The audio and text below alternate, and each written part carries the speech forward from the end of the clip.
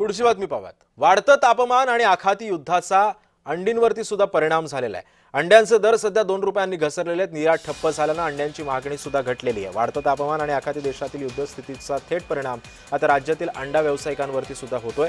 पूर्वी 6 रुपयांना मिळणारा एक अंड आता 2 रुपयांनी स्वस्त होऊन 4 रुपयांपर्यंत घसरलेला आहे। त्यामुळे पोल्ट्री व्यावसायिक शेतकरी आणि आर्थिक संकटातून सापडलेले आहेत।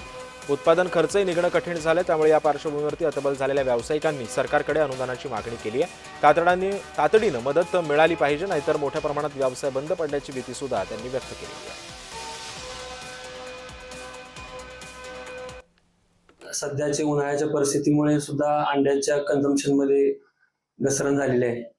दुसरी गोष्ट जी युद्धाची परिस्थिती सध्या आहे त्यामुळे सुद्धा तमिळनाडूमधून जो एक्सपोर्ट होणारा जो माल आहे तो सर्व माल आपल्या महाराष्ट्रामध्ये येऊन ठप्प होत आहे। त्यामुळे मार्केटची परिस्थिती घसरत चाललेली आहे। तिसरी गोष्ट म्हणजे रॉ मटेरियल मध्ये जी वाढलेलं आहे त्या रॉ मटेरियलच्या दरामुळे सुद्धा पोल्ट्री धारकांवरती फार अडचणीचा विषय आलेला आहे।